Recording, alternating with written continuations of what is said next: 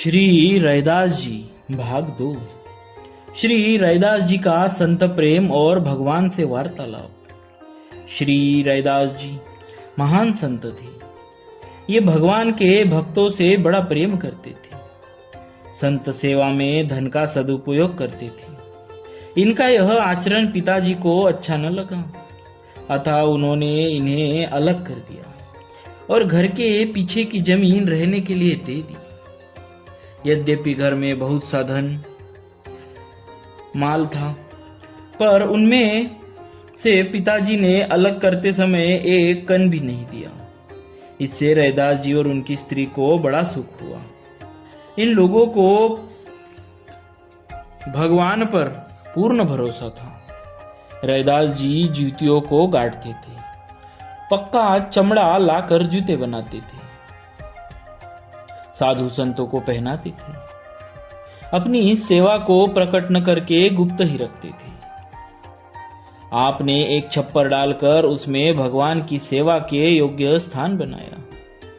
उसी में संत जन भी निवास करते थे, पर स्वयं आप खुले में ही रहते थे। मजदूरी से प्राप्त धन को आप अतिथियों में बांटकर खाते थे। ऐसी दैनिक जीवनचर्या से आप रहते थे।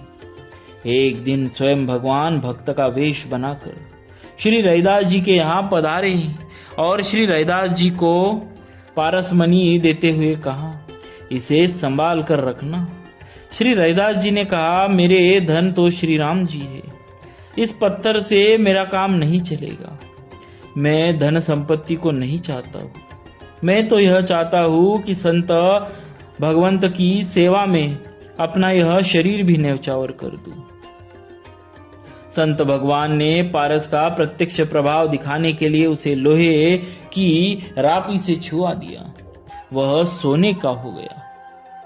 फिर पारस देकर श्री रैदास जी से बोले कि आप कृपा करके इसे रख लो और आवश्यकता पड़ने पर इसे निकाल लेना। तब श्री रैदास जी ने कहा, यदि आप नहीं मानते हो तो इसे ठाकुर जी के छप्पर में रख दो, जब इच्छा हो तब निकाल ले जाना।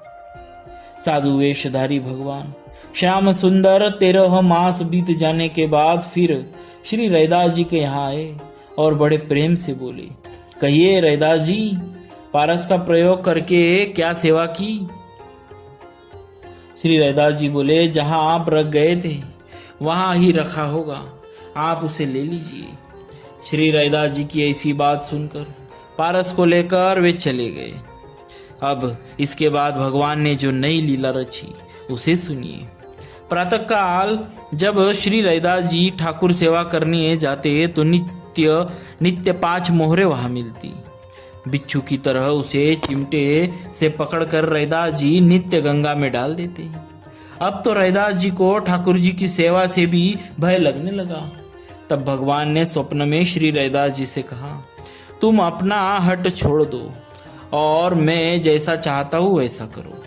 अंत में श्री रैदास जी ने भगवान की बात आज्ञा मान ली। नित्य प्राप्त मुहरों से नई जगह लेकर विशाल संत सेव निवास और भगवान का भव्य मंदिर बनवाया। उसमें दिन रात सेवा और भजन कीर्तन से ऐसा लगता था कि श्री भक्ति देवी यही रम गई है। उसी समय उर प्रेरक रघुवंश विभूषण ने ब्राह्मणों के हृदय में प्रेरणा की कि रैदास की सेवा का विरोध करो, उसे बंद करा दो।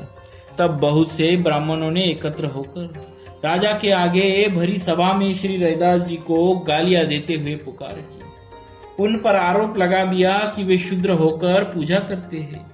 यह अन्याय है, इसे रोका जाए, अन्यथा आपका राज्य नष्ट हो जाएगा।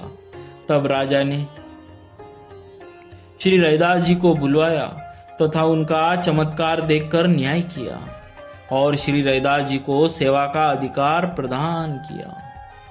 बोलिए श्री रैदास जी महाराज की जय। भक्तवत्सल भगवान की जय।